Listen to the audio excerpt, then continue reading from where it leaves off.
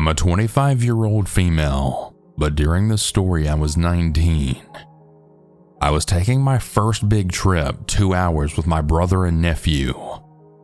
My Ford Explorer drained gas horribly, so even though I filled up right before we left, we needed a refill before heading back home.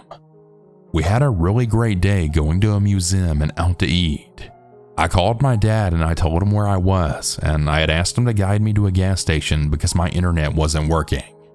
Him being a bigger man, I guess he doesn't really care what a gas station looks like, just to get the cheapest gas.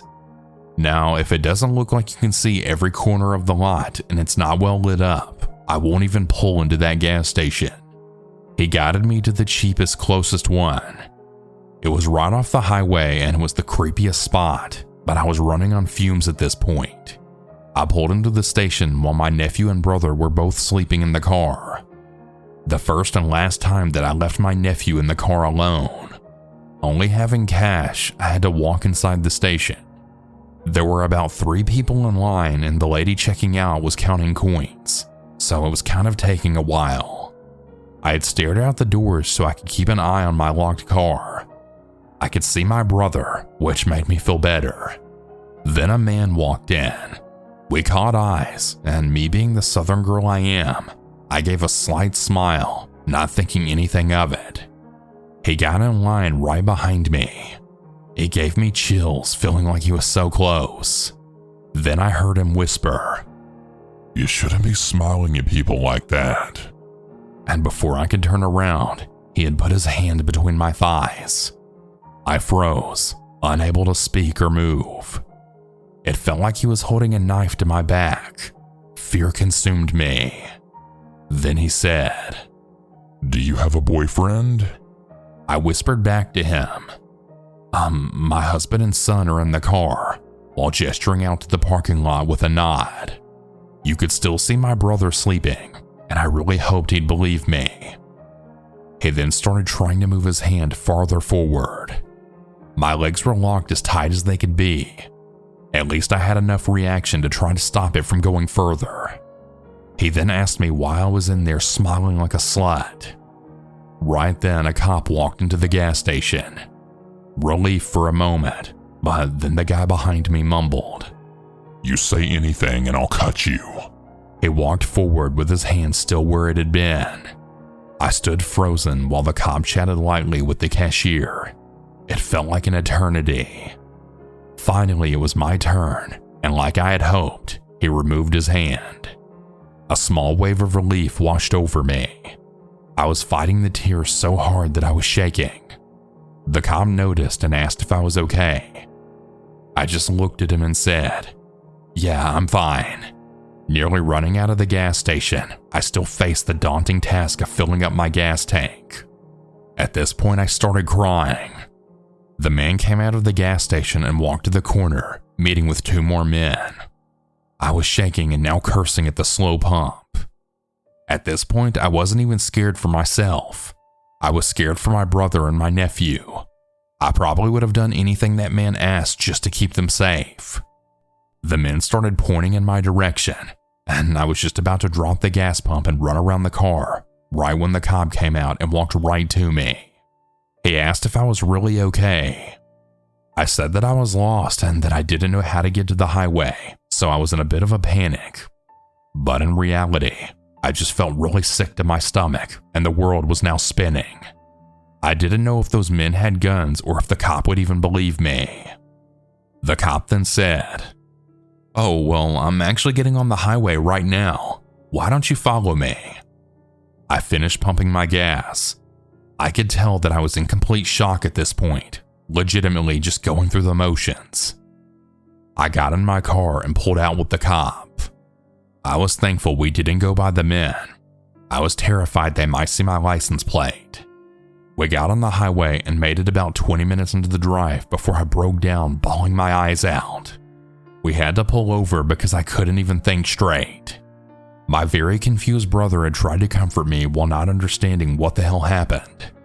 For whatever reason, I just felt wrong to talk about it. I refused to tell anyone about it for months. I was really embarrassed that I didn't do or say anything. and the more time went by, the worse it felt. I know now that I was in full shutdown panic mode. I forgive myself for my reaction, but I won't freeze again. I'm honestly still scared to be in line at gas stations. Always stay vigilant out there.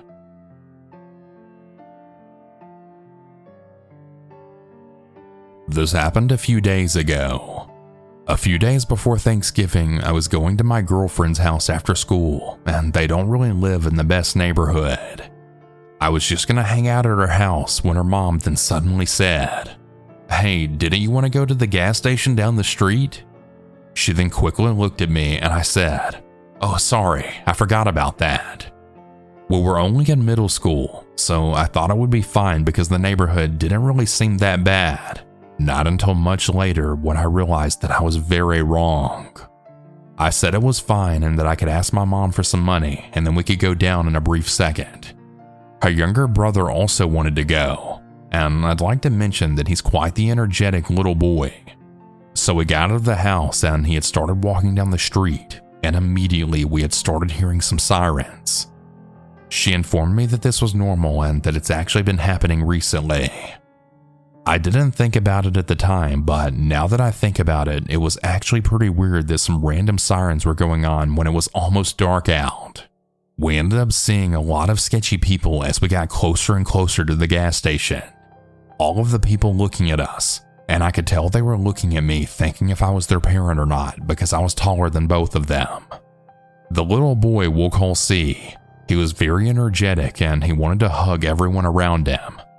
I have to tug on his bag and tell him that he can't go up to any stranger and act like they're friends, but C still didn't listen. He got pretty annoyed at my response, but my girlfriend, his sister, then informed him that I was just trying to help and keep him safe. As we went to the gas station, there was a line of like 4 or 5 people. Some of them instantly looked at us, others just ignored us. We got a few things and then got in line. I only had a few bucks, so I didn't really get that much, but my girlfriend had like $20, so she had quite a bit. When we got to the counter, the guy looked at me and then looked at my girlfriend and her brother. You kids got out of school early, didn't you? Having some fun? What's your favorite game? I didn't trust that guy, and I honestly thought it was really weird how he was asking little kids how their day was and what their favorite video game was out of nowhere. Regardless, we paid and left. People were still looking at us as we left, as well as when we were going to their house. As we were walking down the street, some lady had also started looking at us. This didn't really worry me at first, that is until they started walking after us right down the street. We ended up switching the side of the street we were on and they still followed us. Eventually we started running, and I had put my hand in my pocket and started to bring out a piece of chocolate that I got as if it were a weapon. No joke, I actually did this. I don't know what made them stop, but they eventually stopped and then just turned around.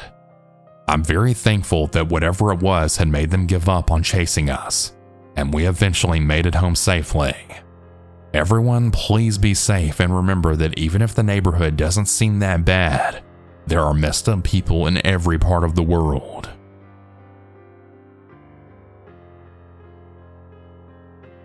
My name is Maya. I'm a 20-year-old female, and this is the most horrifying thing that's ever happened in my life. Here's some backstory before everything happened. It was about 8:45 p.m. on a Saturday, and I had been craving candy all day. So I decided I was going to walk down to the laundromat that was about 40 feet away from my house. As I got close to the laundromat, I saw that there were about 3 men just kind of sitting there. It looked like they were just hanging out and not really doing any laundry. I then suddenly got a weird pit in my stomach, but I really wanted a piece of candy, so I just ignored it. So as I walked in, they had all just stared at me with like hungry evil eyes. I started to get very anxious, but I had already put my money in, so I figured I'd just get my shit and go. While I was choosing what I wanted, I had felt someone behind me, and I froze. I then heard a whisper right in my ear. Hey, pretty lady, what you doing at this time of night? Immediately, I started hyperventilating, and I then darted out the doors. I figured I'd be okay since I'm outside while there were plenty of other people, but I was wrong. I was about to be at the gas station that was close to the laundromat because I felt like I shouldn't go home yet. Probably the smartest thing I've done.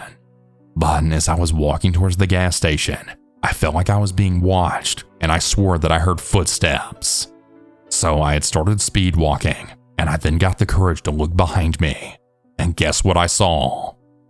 Yeah, the creeps from the fucking laundromat. So I started running, but then they started running after me. Side note, running while you're having a panic attack is absolute hell. Well, I had finally made it to the gas station, and in a panicked voice, I had asked the man that was working to check if they were still outside. The man then said to me, "Oh my, are you okay?" "I think they're trying to kidnap me. They've been following me ever since I left the laundromat," I told him. "Don't worry, we're not going to let anything happen to you," the man said. "My coworker is going to stay with you and call the cops while I check outside." He then ran outside and checked. After about 5 minutes, he then came back and said, they were hiding behind the building, but when they saw me, they got in a black SUV and then drove off. 10 minutes later, after I calmed down a bit, the cops had finally showed up and took my information. I called my dad to come and get me from the gas station and to also let me stay with him and my mom for a couple of days because I just didn't feel safe around there. I never got a call back from the police, so it's pretty likely they were never caught. This might not be scary to a lot of you, but when it happens to you in real life, it's the scariest thing ever.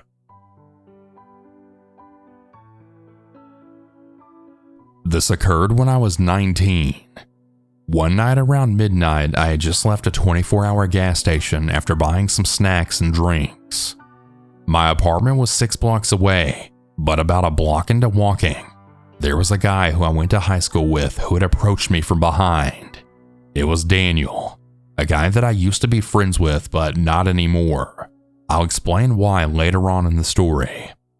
Anyway, Daniel had asked me where I was going. I frustratingly told him that I was going home. Daniel and I used to be friends, but not anymore because we got into a fight over friendship issues. He then said to me, "Hey, you don't need to be rude. I just asked you a question." Then he asked me if I've seen Craig, a guy that we both graduated high school with. Keep in mind that Craig is actually my roommate at my apartment. I ended up lying to Daniel and I just told him that I haven't seen him recently. He then shouted, "That's fucking bullshit. I saw you hang out with him the other day. Tell me where the fuck he is." I angrily told him that I didn't know where he was and to fuck off. Then I kid you not, he then pulled out a gun and pointed it directly at me. Just as he did that, he then shouted at the top of his lungs, "Tell me where he is right now." I freaked the fuck out and dropped my bag of stuff right onto the ground, and then I shouted in a scared tone, "Oh my god, dude, are you serious right now?" Then he shouted, "Shut the fuck up and tell me where he's at." I told him that I didn't know where the hell he was, honest, which only angered him even more. Then he aggressively shoved me to the sidewalk and then laid me flat on my back. Then he got right in my face, giving me the most disturbing angry look on his face that I've ever seen. He then put the gun right up to my head. He then shouted at me, "This is your last chance, you little fuckface. If you don't tell me where he is right now, you die." I was really fucking scared at this point. I was shaking super hard, and my adrenaline was racing incredibly fast, and I began crying. I begged him to let me go and that he didn't have to do this. Then surprisingly, a cop showed up and then shouted at Daniel, "Police, step away with your hands up."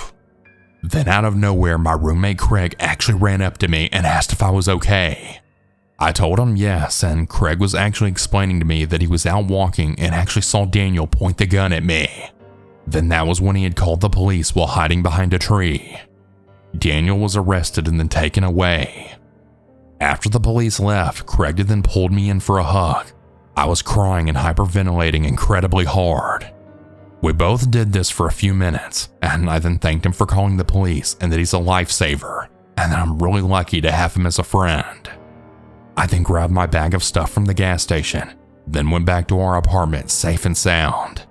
We were both just really glad that I wasn't shot and that Daniel didn't see Craig when he was out walking. I still have no idea why Daniel did all this. He's just freaking psycho. Even to this day, I still have PTSD from that night, and it still gives me nightmares.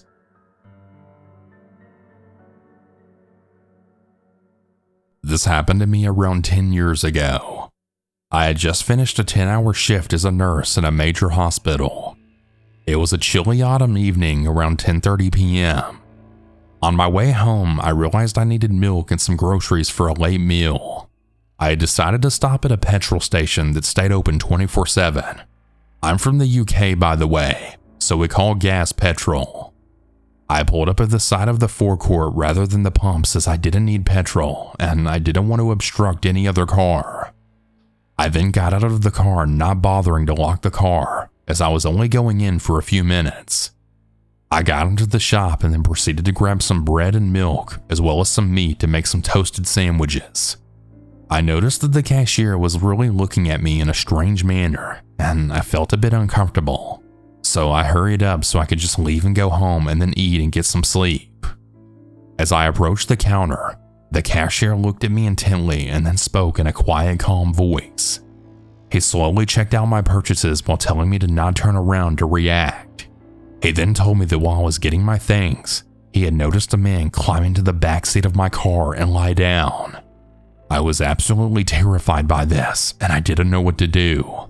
He then reassured me that he had already hit a silent alarm alerting the local police station to an emergency. After about 5 minutes, we could hear the police sirens approaching, and the cashier then spotted the man quickly exit my car and take off. Unfortunately, by the time the police arrived, he was out of sight. After giving statements and searching my car, I was advised by the police to have someone come pick me up, as they then fingerprinted the car and other tests. The very next day, I was able to retrieve my car, and the police officer advised me that the man in question had been found hiding in a garden not too far away. He had a knife and tape on his person. It was pretty damn obvious what his intentions were. I still have nightmares about what could have happened to me, and I'm so thankful that whatever he had planned didn't go down. Now, if I ever have to go to the petrol station, I always park in the well-lit forecourt, and I always make sure that I lock my doors. Hey everyone, that's about it for today's stories. If you have your own story that you would like to send, you can send it in at southerncannibal.com, or you can email it at southerncannibalstories@gmail.com. I look forward to telling your story. Have a good night or good day, everyone, and remember to always